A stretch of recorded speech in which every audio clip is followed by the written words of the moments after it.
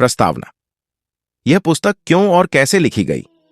1909 में मैं न्यूयॉर्क के सबसे दुखी युवकों में से एक था। मैं मोटर ट्रक बेचकर अपनी रोजी रोटी चलाता था, परंतु मैं नहीं जानता था कि मोटर ट्रक को कौन सी चीज चलाती है। यही नहीं, मैं ये जानना भी नहीं चाहता था। मैं अपने काम से नफरत करता था। मैं वेस्ट 56th स्ट्रीट पर सस्ते तरीके से सजे कमरे में रहने से नफरत करता था। वो कमरा जिसमें कॉकरोच भरे थे। मुझे अब भी याद है, कमरे की दीवार पर मेरी टाइयों का ढेर टंगा रहता था, और जब एक सुबह मैंने नई टाई निकालने के लिए वहां हाथ डाला तो कॉकरोच हर दिशा में भागे। मैं उन गंदे सस्ते होटलों से नफरत करता था जहां मुझे भोजन करना पड़ता था, क्योंकि शायद वहां भी कॉकरोच भरे होंगे। हर रात को अपने सूने कमरे में लौटते समय मेरे सिर में दर्द होता था, और यह सिर दर्द निराशा, चिंता, कड़वाहट और विद्रोह की वजह से होता था। मैं इसलिए दुखी था क्योंकि कॉलेज के जमाने में मैंने जो खुशनुमा सपने संजोए थे, वे अब बुरे सपनों में बदल गए थे। क्या यही जिंदगी थी? क्या यही वह रोमांचपूर्ण और महत्वपूर्ण कार्य था जिसके लिए मैं इतने उत्साह से आगे बढ़ रहा था? क्या मेरे लिए जीवन का यही मतलब रह गया? एक सड़ी सी नौकरी करना जिससे मैं नफरत करता था, कॉकरोचों के साथ रहना और घटिया भोजन करना, और भविष्य में कुछ बेहतर होने की आशा न होना। मेरी हसरत थी कि मेरे पास किताबें पढ़ने और लिखने की फुर्सत हो, जिसका सपना मैंने कॉलेज के दिनों में देखा था। मैं जानता था कि जिस काम से मैं नफरत करता था, उसे छोड़ने से मुझे हर तरह से फायदा होगा और किसी तरह से नुकसान नहीं होगा। ढेर सारा पैसा कमाने में मेरी रुचि नहीं थी, परंतु ढेर सारा जीवन जीने में मेरी बहुत रुचि थी। संक्षेप में, फैसले की घड़ी आ गई थी, जो उन अधिकांश युवाओं के सामने आती है जब वे अपने जीवन की शुरुआत करते हैं। तो मैंने अपना निर्णय लिया, और उस निर्णय ने मेरे भविष्य को बदल दिया।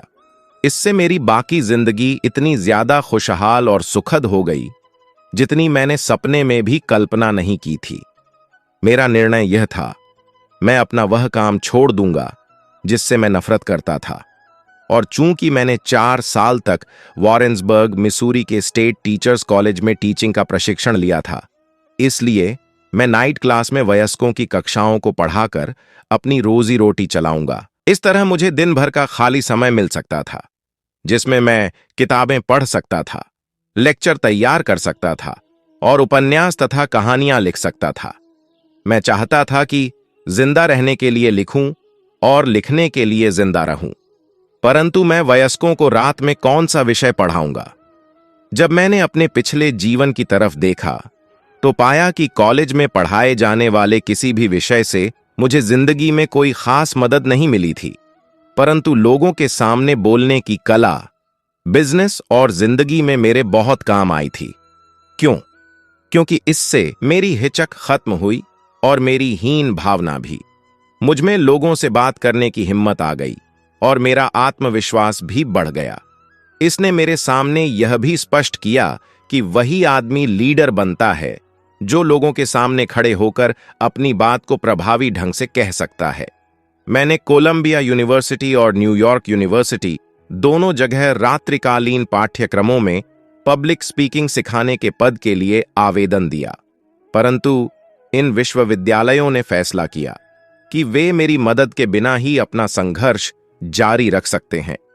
तब मैं निराश हुआ था, परंतु आज मैं ईश्वर को धन्यवाद देता हूं कि उन्होंने मेरा आवेदन ठुकरा दिया, क्योंकि मैंने YMCA नाइट स्कूल्स में पढ़ाना शुरू कर दिया, जहां मुझे ठोस परिणाम देना था और जल्दी देना था। मेरी कक्षाओं में पढ़ने वाले वयस्क कॉलेज की डिग्री या सामाजिक प्रतिष्ठा हासिल करने के लिए नहीं आते थे। वे एक ही कारण से आते थे, वे अपनी समस्याओं को सुलझाना चाहते थे। वे बिना डर या झिझक के अपने पैरों पर खड़े होकर बिजनेस मीटिंग में कुछ शब्द बोलना चाहते थे। सेल्समैन सख्त ग्राहक के घर के 3 चक्कर काटे बिना ही उससे मिलने की हिम्मत जुटाना चाहते थे। वे आत्मविश्वास और संतुलन हासिल करना चाहते थे, बिजनेस में आगे बढ़ना चाहते थे, अपने परिवारों के लिए ज्यादा पैसा कमाना चाहते थे, और चूंकि वे अपनी फीस किस्तों में दे रहे थे, इसलिए यह बात तय थी कि अगर उन्हें परिणाम नहीं मिलेंगे तो वे फीस देना बंद कर देंगे। और चूंकि मुझे तनख्वाह के बजाय मुनाफे का एक निश्चित प्रतिशत मिलता था, इसलिए मुझे अपने खाने पीने का इंतजाम करने के लिए प्रैक्टिकल होना ही था। उस समय मुझे ऐसा लगा जैसे इस तरह के माहौल में पढ़ाना मुश्किल था, परंतु अब मुझे एहसास होता है कि मुझे अनमोल प्रशिक्षण मिल रहा था।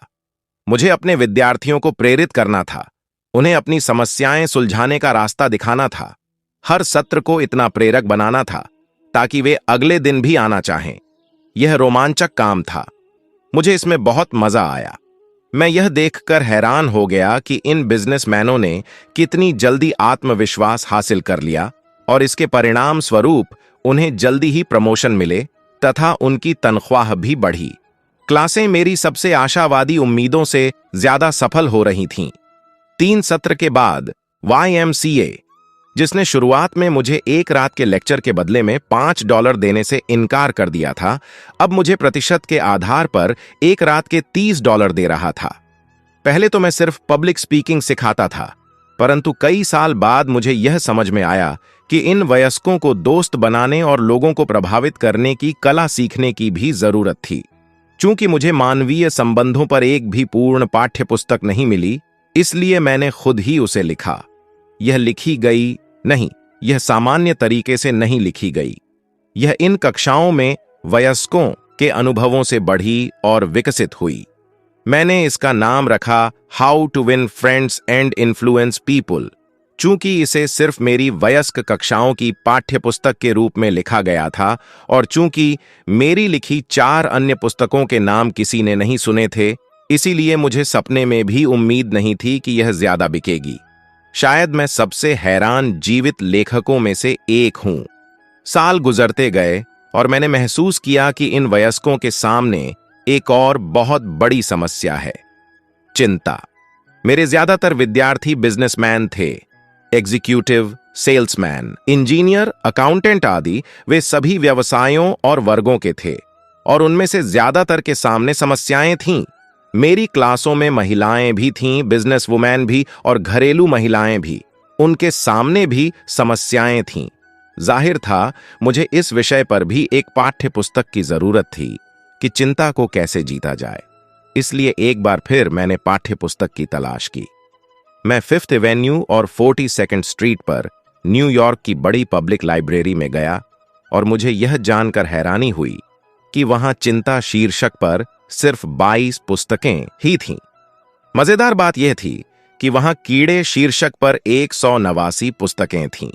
चिंता पर जितनी पुस्तकें थीं, उससे 9 गुना ज्यादा किताबें कीड़ों पर थीं। आश्चर्यजनक है ना? चूंकि चिंता मानव जाति के सामने मौजूद सबसे बड़ी समस्याओं में से एक है, इसलिए आप यह सोचेंगे कि दुनिया के हर हाई स्कूल और कॉलेज में कोर्स चलाना चाहिए कि चिंता को कैसे दूर किया जाए। बहरहाल, अगर दुनिया के किसी भी कॉलेज में इस विषय पर अगर कोर्स चलता हो, तो मैंने तो उस कॉलेज का नाम नहीं सुना। कोई हैरानी नहीं कि डेविड सीबरी अपनी पुस्तक हाउ टू वरी सक्सेसफुली में कहते हैं, वयस्कता तक अनुभव के दबावों को झेलने के लिए हम उतने ही कम तैयार होते हैं जितना कोई किताबी कीड़ा बैले करने के लिए। परिणाम, हमारे अस्पतालों में आधे से ज्यादा बिस्तर मानसिक और भावनात्मक समस्याओं के शिकार लोगों से भरे हैं। मैंने न्यूयॉर्क पब्लिक लाइब्रेरी के शेल्फों पर आराम कर रही चिंता शीर्षक की इन 22 किताबों को देखा। इसके अलावा मैंने चिंता पर वे सारी पुस्तकें खरीदी जो मुझे मिलीं। बहरहाल, मुझे एक भी ऐसी पुस्तक नहीं मिली जिसका प्रयोग मैं वयस्कों के अपने कोर्स में पाठ्य पुस्तक के रूप में कर सकूं। इसलिए मैंने खुद ही एक पुस्तक लिखने का संकल्प किया। मैंने 7 साल पहले इस पुस्तक को लिखने के लिए खुद को तैयार करना शुरू किया। कैसे? सभी युगों के दार्शनिकों ने चिंता के बारे में जो कुछ कहा था, वह सब पढ़कर। मैंने कन्फ्यूशियस से लेकर चर्चिल तक की सैकड़ों जीवनियां पढ़ीं। मैंने जीवन के विभिन्न क्षेत्रों के दर्जनों प्रसिद्ध लोगों के इंटरव्यू भी लिए, जिनमें Jack Dempsey, General Omar Bradley, General Mark Clark, Henry Ford, Eleanor Roosevelt, Dorothy Dix इत्यादि शामिल थे। परंतु यह तो सिर्फ शुरुआत थी। मैंने साथ में कुछ और भी किया जो इंटरव्यू लेने और जीवनियाओं पढ़ने से बहुत ज्यादा महत्वपूर्ण था। मैंने 5 साल तक चिंता छोड़ने की प्रयोगशाला में काम किया। यह प्रयोगशाला थी हमारी वयस्कों की कक्षा। जहां तक मैं जानता हूं, यह दुनिया में अपनी किस्म की इकलौती प्रयोगशाला थी। हमने जो किया वह यह था, हमने अपने विद्यार्थियों को चिंता दूर करने के कुछ सूत्र दिए और उनसे कहा कि वे अपने जीवन में इन्हें आजमा कर देखें, फिर इसके परिणामों के बारे में कक्षा के सामने बताएं। कई अन्य विद्यार्थियों ने उन तकनीकों के बारे में बताया जिनका प्रयोग उन्होंने अतीत में किया था। मैं सोचता हूं कि इस अनुभव के कारण मैंने चिंता को कैसे जीता जाए विषय पर जितनी अधिक चर्चाएं सुनी हैं, उतनी दुनिया में कभी किसी ने नहीं सुनी होंगी। इसके अलावा मैंने चिंता को कैसे जीता जाए विषय पर सैकड़ों अन्य चर्चाएं पढ़ी हैं जो मेरे पास डाक से आईं। वे चर्चाएं जिन्होंने दुनिया भर में आयोजित होने वाली हमारी कक्षाओं में पुरस्कार जीते थे। इस तरह यह कोरी सैद्धांतिक पुस्तक नहीं है, न ही यह कोई शैक्षणिक उपदेश है कि चिंता को कैसे जीता जा सकता है। इसके बजाय मैंने उन प्रयोगों के बारे में एक संक्षिप्त और दिलचस्प रिपोर्ट लिखने का प्रयास किया है कि हजारों वयस्कों ने चिंता को कैसे जीता है। एक बात तो तय है, यह पुस्तक पूरी तरह प्रैक्टिकल है। आप इसमें अपने दांत गड़ा सकते हैं। फ्रेंच फिलोसोफर वैलेरी ने कहा था, विज्ञान सफल नुस्खों का संग्रह है, और यह पुस्तक भी यही है, समय द्वारा परखे गए सफल नुस्खों का संग्रह जो हमारे जीवन से चिंता को दूर कर देंगे। बहरहाल, मैं आपको चेतावनी दे दूं, आपको इसमें कुछ नया नहीं मिलेगा। हालांकि आपको इसमें काफी कुछ ऐसा मिलेगा जिसका आप जीवन में इस्तेमाल नहीं करते। वैसे देखा जाए तो आपको और मुझे किसी नई चीज बताए जाने की जरूरत भी नहीं है। हम पहले से ही जानते हैं कि आदर्श जीवन कैसे जिया जा सकता है। हम सभी ने स्वर्णिम नियम और सरमन ऑन द माउंट पढ़ रखे हैं।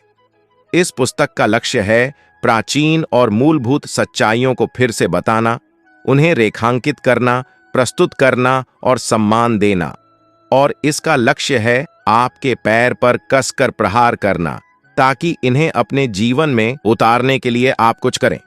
आपने इस पुस्तक को यह जानने के लिए नहीं उठाया है कि इसे कैसे लिखा गया। आप एक्शन की तलाश कर रहे हैं। ठीक है, हम शुरू करते हैं।